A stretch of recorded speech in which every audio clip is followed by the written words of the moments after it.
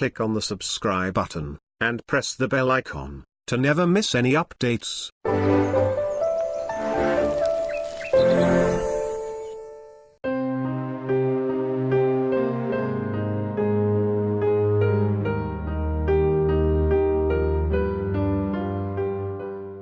Alhamdulillahi Rabbil Alameen wa salatu wa salam ala Rasulih al-Kareem wa ala alihi wa sahbihi ajma'in.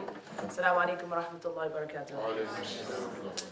I feel embarrassed to come and talk here because I think you guys would all do a better job, and I'm standing in front of Imam Shibli. May Allah subhanahu wa ta'ala help me. So it's kind of like we'll make it like a family conference, and we're all talking to each other. So I get the topic of hijab, and I find this to be one of the most sensitive issues in Islam. So I'm going to start by saying I'm not an expert, and I am not someone here who's come to make judgments on those who don't wear hijab. So I'm not here to say these people are better or these people are worse. And if I had to speak about it personally, I would say that hijab was probably the most difficult, it was very difficult, if not the most difficult thing I had to do as a Muslim. I really think it was back then when I decided to start wearing hijab. And I think just to get perspective on it, if nothing else, every single woman, every single Muslim woman who decides to wear hijab is a walking representation of Islam. She represents Islam out in the world, and that can get difficult at times. It's not an easy thing to have to do. Now, to go through some of the things about hijab, one of the questions that comes up a lot, different opinions.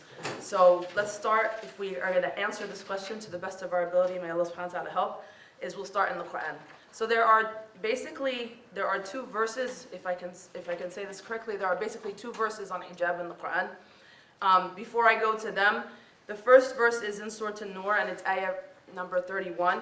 But before we go to ayah 31, let's go to ayah 30 first. And ayah 30, just to kind of give a preface, because a lot of times when people talk about hijab, they kind of talk about how unfair it is to women and that men are never addressed. But if you really look at the context, when Allah subhanahu wa ta'ala talks about hijab, He first talks to the men.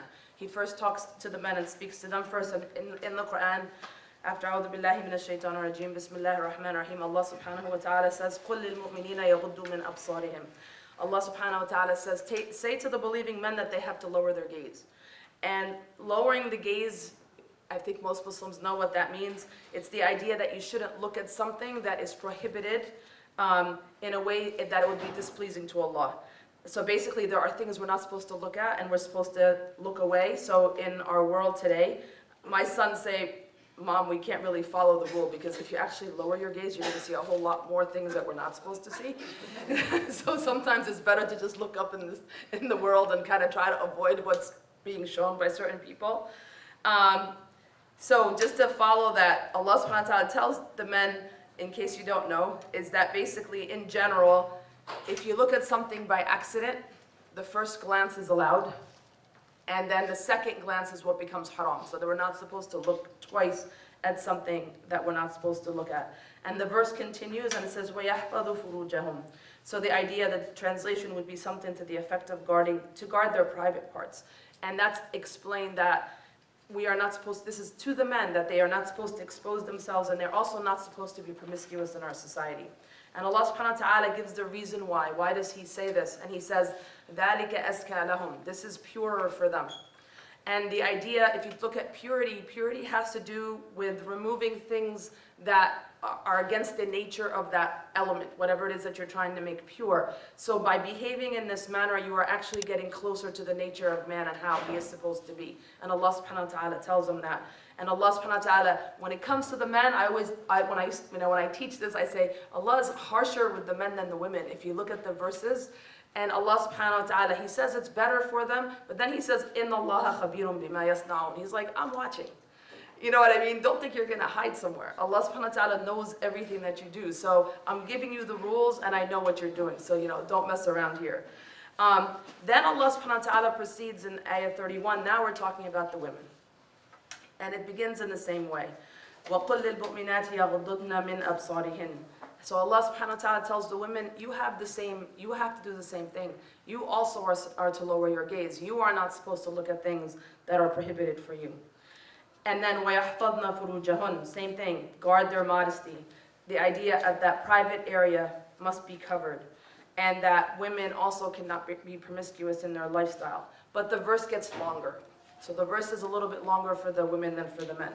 And this is the part that now when people say, oh, we haven't heard about hijab, or the Quran does not address hijab, where I would say, well, I think you got to read a little bit closer. And Allah subhanahu wa ta'ala says, وَلَا يُبْدِينَ زِينَتَهُنَّ إِلَّا مَا ظَهَرَ مِنْهَا. And the translation would be to the effect, and that they should not display their adornments except that which is visible thereof. And the question between the scholars is exactly what is مَا ظَهَرَ مِنْهَا, which means what exactly is allowed to be visible in public. So what I want to do is skip this portion just a little bit and come back to it, because the next part kind of makes it a little bit more clear. And Allah subhanahu wa ta'ala says, وَلَيَضْرِبَنَّ بِخُمُورِهِنَّ عَلَى جُيُوبِهِنَّ. Okay, and that means, and that they should draw the term is khimar, and they should draw this over their chests. And in general, this is where now people have to know the history of Islam a little bit, and the history of the area to understand. So the word khimar is a head covering. So when people say nothing is said about wearing a head covering, well, the word khimar means head covering. So what happened before Islam, and I'm sorry if I'm saying something that you already know, before Islam, the women used to wear, I could think of my grandmother used to dress like this inside the house, where she would wear a small scarf over her head even when she was at home, right? So this was the dress. And so what they used to do was wear this khimar over their head, and then they would tie it in the back, so it would be dangling in the back. But the problem was their outfits, their dresses would be open in the front. And it, depending on how much they wanted to show, be quite open, right? So what the ayah tells the believers to do, the believing women, is that they are supposed to keep their head, they keep the khimar that was covering their hair, but instead of tying it in the back and have it dangling in the back, is actually to take it in the front and to cover this area, so the opening in the outfit would be covered. And in fact, at the time of the Prophet ﷺ, this verse was actually, it was given to the Prophet ﷺ in Medina. And Aisha radiallahu anha said, there's a hadith that's recorded in Bukhari that says, may Allah subhanahu wa ta'ala have mercy on the women of the early immigrants, of the women who were the Muhajirun and the Ansar. And she said, when Allah subhanahu wa ta'ala revealed this portion of the ayah, what they actually did, because they were wearing that style, they had layered garments, and they actually ripped the top layer of their clothes. So they had if you think of someone wearing many layers, they actually tore that off, and then they covered themselves right here, because they knew what that meant. They knew what the verse meant, and they immediately covered themselves. Okay? And then the ayah continues and says, and they should not show, again, the word zina, except to those who are related to them, and it goes on to who those relatives are. And then, basically, hold on, I just want to make sure. So basically, when you talk about the khimar, the idea that does your head have to be covered or not? Well, the khimar just said it. The portion of the ayah about the khimar says, cover your head, and then cover here. And then the portion of the ayah that I skipped that says that they should be covered, then the question is, well, how much covering is there? And then that is derived from a hadith. Then the most famous hadith that we know of this is the famous story where Asma, the daughter of Abu Bakr, came into the presence of the Prophet ﷺ, and she was covered. But the issue was what she was wearing was sheer, so you could see what was beneath her clothing. And so the Prophet ﷺ, basically he turned his face away. He did what's said in the Quran, and he turned his face away, and he said to her, he said, Asma, when a girl reaches puberty, when she is old enough, she is not supposed to reveal anything except, and he pointed to himself, he pointed to his face and his hands. And basically from a hadith such as this, the scholars have derived that the minimum basic requirement for hijab in terms of how much to cover is that everything has to be covered except your hands and face when you go out in public. And the Hanafi madhab basically allows for the feet to be shown also, but there is no madhab that you're going to find, okay, whether Sunni or Shia really, that is going to go less than that everything must be covered, less than your hand, everything except your hands and your face. And then the ayah continues, just to kind of give you an idea, because it is a long verse, and the ayah goes on and says, some of us may have heard this when we were growing up, and that when women walk in the old days, again back at the time of the Prophet ﷺ, they used to wear anklets, that would make sound. And I think we've seen those. Sometimes we see them in different countries. And so, yeah, they may have been covered, but the point was to get attention. And so the object of hijab is to not get attention. So Allah subhanahu wa ta'ala clearly states, do not let them stamp their feet. So then people who may have an issue will get an idea of what's beneath that hijab. So the idea of the hijab is to kind of get those looks and those ideas away from people's minds. So here's what happens. As the ayat ends, when we talked about the men's verse, the verse for the men kind of tells them, this is good for you, and know that I know what you're doing. When Allah subhanahu wa ta'ala concludes the verse about the women, He talks to all people, right? He says, وَتُوبُوا إِلَى اللَّهِ جَمِيعًا أَيُّهَا الْمُؤْمِنُونَ. He says, all the people, all of you turn, that this is an issue for both men and women. The hijab of women is not just an issue for women, it's an issue for men too. And so basically we need to mend our ways and follow the rules, and then Allah subhanahu wa ta'ala says, لَعَلَّكُمْ تُفْلِحُونَ. So then you will succeed in this world and the next. The second verse on hijab is found in Surah Al-Ahzab, ayah 59, where Allah subhanahu wa ta'ala says, يَا أَيُّهَا النَّبِيُّ قُلْ لِأَزْوَاجِكَ وَبَنَاتِكَ وَنِسَاءِ الْمُؤْمِنِينَ يُدْنِينَ عَلَيْهِنَّ مِنْ جَلَابِيبِهِنَّ. So Allah subhanahu wa ta'ala is commanding the Prophet to tell his wives, his children, his daughters, and the women, the believing women, that they have to put on a jilbab. Okay? And the term jilbab, here's the terminology of hijab. The jilbab is understood to be a covering, something that covers everything. And the scholars don't go into the basics of hijab. They go into, and you'll see if you ever go to some of these lectures, is that they will discuss an outer covering even on top of what you're wearing. You know what I mean? And the whole idea of wearing a coat over everything to make sure that everything is concealed. And Allah subhanahu wa ta'ala says, ذَلِكَ أَدْنَى أَن يُعْرَفْنَ فَلَا يُؤْذَيْنَ. So the idea is, that is most suitable so that they will be known and not subjected to harm. As a woman living in America, I think that's one of the biggest things that I always remember, and that's what I would tell kids and tell everyone, this is what it's about. So basically, the hijab tells who you are. You are a Muslim woman with certain beliefs, and you are supposed to be treated differently from other women. And Allah subhanahu wa ta'ala concludes that verse by saying, وَكَانَ اللَّهُ غَفُورًا رَحِيمًا, that Allah subhanahu wa ta'ala is forgiving and merciful. So basically, inshallah, if you work on this, Allah will forgive what you've done in the past, and inshallah reward you for what you do. So to conclude the question, if I can, about whether the hijab is mandatory or not, I hope I have shown or tried to demonstrate that it is mandatory. Not really a disputed point.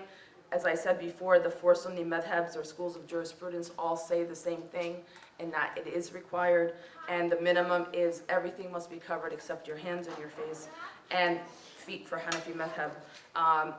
And the only points of disagreement is really how much can be shown, how much more should be covered. It doesn't go the other way, so just FYI. Now, we hear a lot of arguments against hijab. I think, you just look up hijab and you'll see how many arguments, you'll see how many articles and all this kind of stuff that talks why not. And some people will say it's not in the Quran. You've heard that, yes? Some people say it's not in the Quran. Well, hopefully I just showed you it is in the Quran. Some people will say it was the practice of the Arabs. Yes, it was. And we talked about the khimar was the practice of the Arabs before Islam. But it was, the way that it was worn is it covered the top of your head, and the front was all uncovered, and they just hung it from the back. And the ayah was very clear, put it in the front so everything is covered, okay? People will say hijab is about modest clothing. You know what I mean? And modest clothing changes from generation to generation. Well, now you're opening up kind of a big can of worms. Okay, then who gets to decide what's modest and what's not? So, if you go to the beach in the summertime, I don't know if you want to do that, right? But if you go to the beach in the summertime, you can have people that don't wear clothing at all. And then you can have people who wear bikinis. And then you can have people who wear one-piece outfits. So is the one-piece outfit the modest clothing that we should be wearing versus not being dressed at all? And then who gets to decide that? Does the imam get to decide that? Who gets to decide that? You know what I mean? That leaves it kind of really open. So as Muslims who believe that, the Quran and Islam is for all times and all places, this is not a point of discussion. When Allah subhanahu wa ta'ala addresses the believers in the Quran, He doesn't say only for this time or only for this place. This is known for all times and all places. Basically, what we need to do is, what I would suggest for all of us, because I'm going to say this is hard. this is not an easy thing. And I know my sons, as Brother Dawood said, alhamdulillah, I have sons and daughters. And I remember my sons growing up, she used to say, well, I'm really lucky I don't have to wear hijab. Like, they knew it. They knew it. They knew that it was difficult. Living with, having a mom and having sisters, they knew this was not an easy thing. So they were like, I appreciate that I'm a male and I don't have to, observe this dress. Not in any kind of bad way, but alhamdulillah, they knew enough that this was a difficulty for women, that it was not an easy thing. And when you talk to women about hijab, it's very natural to get defensive because you're talking about how they look, right? And would you like anyone to go up to you and discuss how you look? No, you wouldn't. It's uncomfortable. I'm going to get defensive if you tell me I'm not looking this way or that way.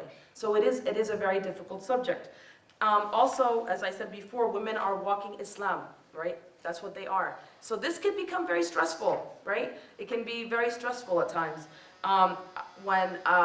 When I used to work in industry as an engineer, I remember when I was trying to get my first job, or when I was looking for jobs, when I would be interviewing, the person in front of me, and if you wear hijab, you probably have experienced this, the person in front of me who was interviewing me was literally talking to this piece of material right here. They were not making eye contact. Like you can tell when someone's looking at your eyes. They were talking to this piece, and I would be like, hello, I'm over here. Because you're asking me about my experience and my education, and you're talking to this piece of material right here. And I'd be like, oh, that was pretty bad. And I used to discourage you because that's what it was. I remember one time I was with my husband in a restaurant. I mean, that should be a good thing, right? My husband in a restaurant before we had children. And the waitress was kind of like, didn't know what to do. She saw this lady in hijab and this guy. So he got up to use the bathroom. And he left. And then she came over quietly like, do you need any help? Like, can I make you escape from your husband? I was like, what? She actually thought of imprisonment, harassment. She thinks I'm in trouble. I'm like, I'm in a restaurant eating a meal. Like, shouldn't that mean he's a good guy? Like, what? He's not torturing me, But that's, in her mind, that's what she saw. A woman in hijab is oppressed. Something horrible is happening. I gotta save her, whatever. I remember when I was working in industry outside of Islamic schools, and one of the ladies that I worked with, she was making a comment. She's like, well, you're a Muslim woman and whatever, and that means your husband makes all decisions in the house, including what cereal you eat. I was like, what? It's like that's what came into her mind. This was a sign that I make no decisions and I have nothing to say in my home, and that's how we live. So for women looking at wearing hijab, it can be kind of a threatening, I can imagine, it could be a scary thing in that you represent Islam. You feel like if anybody asks you a question about Islam, you have to know every answer, which none of us know every answer to every question. Oh my God, okay. He gives a microphone to a teacher and they don't know how to be quiet. Okay, and you think you have to answer every question, and also that stress of having to be the perfect Muslim, right? You're never allowed to have a bad day. You always have to be the nicest, the kindest, the best, the most whatever. And that can be a little stressful, but I would advise everyone to kind of take it easy, relax a little bit. Hijab is not all or nothing. It's basically, I think all of us as Muslims, I always call ourselves as we are works in progress, right? In everything that we do in our life, we should be working to be getting better in everything that we do. That's how we have to look at it. And we will have setbacks, right? Sometimes we go forward, sometimes we hit a bump. So our objective is to be, better today than I was yesterday, and inshallah better tomorrow than I am today. In everything that I do, it's not just hijab, it's everything that I do. That's how we have to do it. And if we are Muslims, which we claim to be, we should know that Allah subhanahu wa ta'ala is our creator, and His rules are there for our benefit and not for His benefit. He never gives us a rule that's going to harm us. And if you haven't gotten to this conclusion yet, and because that takes time too to figure that out, then you can start looking at all the other rules that Allah subhanahu wa ta'ala makes. The rules for alcohol are easy, right? Allah subhanahu wa ta'ala doesn't allow us to drink alcohol. Well, if you're negatively, if you look at it negatively, like, well, Allah doesn't want us to have any fun. No, that's not what it's about.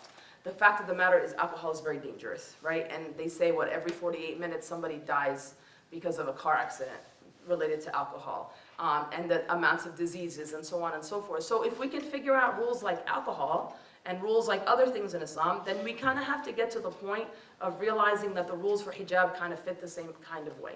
And talking to, like, as a mother of daughters, I would say to them is, as I said before, my strongest reason for it is that so that you'd be known and not harmed. In the world that, you know, Allah, when He talks about zina, He doesn't say zina for men, no offense. You know, He doesn't say the adornments and beauty of men. He talks about the adornments of beauty of women. And this is something that a woman has. And if you don't believe me, you could talk about the salaries of a female model versus the salary of a male model. And the highest paid female model gets $23 million a year, and the highest paid male model gets only $1.5 million a year. So she's making 15 times more money than he is. And that comes down to, there are more people interested in looking at her than him. No offense. That's what it is. I'd like to be plain and simple. That's what it is. So that's where, if the money is going there, that's because there's a reason the money is going there. And more than ever, we're living in a world where there's a lot of harm happening to women. If you look at the statistics, it's very scary. It's like every 3 seconds a woman is harmed. That's not a joke. You know what I mean? That whole hashtag Me Too movement and all that kind of stuff, that's very serious. And unfortunately, what's happening in the world where people are removing more and more clothes, it's not helping the situation, it's actually aggravating the situation and making it worse. If there's, you know, I'm going to try to keep it rated G as much as possible. We live in the world of the internet now, where people can do awful things and expose themselves to horrible things where they would have to leave their house in the past. And the industry that supports that whole thing, that all that stuff that they're doing, they say right now that industry makes more money than Major League Baseball, the NFL, and the NBA. All together, it makes more money. So that's the exploitation of women. So basically, women should be, in our world right now, we should be working on how to protect ourselves and not expose ourselves more. We want to be more protected. And if you read about the studies, there's I'll just quote from one study, that the uncovering of humanity has led actually to women and men both being hurt, and that it's really bad, if I can do it. They said, where there is an unrestrained exposure of one's emotions and of one's body, a parading of secrets, they go on to all the things that we're doing wrong. We have basically a cult of shamelessness and a cult of irreverence. And what it has done is that it has hurt us. Deep inside, we are delicate creatures, and we're not made to be shameless. So we're actually hurting our own selves. And you can see this in, I mean, you should be questioned. What happened to marriage? Where's marriage? Where has marriage gone? Their marriage has gone away. There was one year recently where they were applauding and happy that the divorce rates were down, and then they exposed that the reason that the divorce rates were down is because the marriage rates were so low that you couldn't really have divorce. This is bad, you know. So all the things that are moral and good are slowly being taken away from us, and this has to be changed. And if I can say two more before I get ousted. They've actually done studies where they have done studies on men that if they see pictures and they see pictures of females not clad in appropriate clothing, they actually did tests on this, and we're a very complex creature. We're not so simple, you know. It's not like we're going to grow horns from watching something. We're actually internally going to be changed. And what they said is that when the whole idea of objectifying women is that they actually little by little started to say that women are like tools, like a wrench and a hammer, that they're incapable of feeling. And that's why atrocious crimes can be committed without any problem. And we really have to think about that, and we have to talk to our daughters about things like this when they're questioning the wearing of hijab. And if I can say my last thing on the behalf of my daughters who talk about this a lot, we've seen a new trend in our community, in the Muslim community, and I think it's worldwide. It is a worldwide phenomenon, where there have been women who have been wearing hijab for many years. And then what they do is, they decide to take it off. And then what they do is they post it, correct? And then what happens is, instead of the Muslim community being silent, which we should be, because this is, if I haven't convinced you that it's mandatory, and that a person who removes it is doing something wrong, hopefully you realize it's kind of one of those things that's a really good thing to do, and at least you're letting go of something really good to do, right? So whereas the Muslim women, Muslim community, when we do something wrong, the Prophet ﷺ said, if we see something wrong, that we're supposed to change it with our hand, or we're supposed to speak up against it, or we're supposed to be silent if we don't have the strength to be able to say something about it. What actually happens is when women remove their hijab and they put it on Facebook or wherever else they want to put it, the Muslim community goes, yay, congratulations. And that is like, what? And then people of hijab start getting horrified. It's like, wait a minute, they just removed their hijab. Why do you congratulate them? And the way that we have to look at it is, if somebody decided to start drinking alcohol, would we congratulate them? If someone decided to have extramarital affairs and they publicize, are we going to congratulate them? So why is it when they remove the hijab, we tell them, oh, you look so beautiful? They look beautiful before anyway, right? They look beautiful before. So why are we encouraging them and making it hard? And that's what the girls who are on college campuses and are a little bit older are really complaining about this. They are really saying that, please, we need to change this, because now you're making the ones who are wearing hijab feel outcast or unappreciated or something, and the trend is remove your hijab and be appreciated. So we need to work. Yes, it isn't easy to speak up and say, don't do that, but at least let them hear silence. Don't like that. Don't like that. So then at least if there's enough silence, people will realize maybe this is not the trend that we should be following. Okay?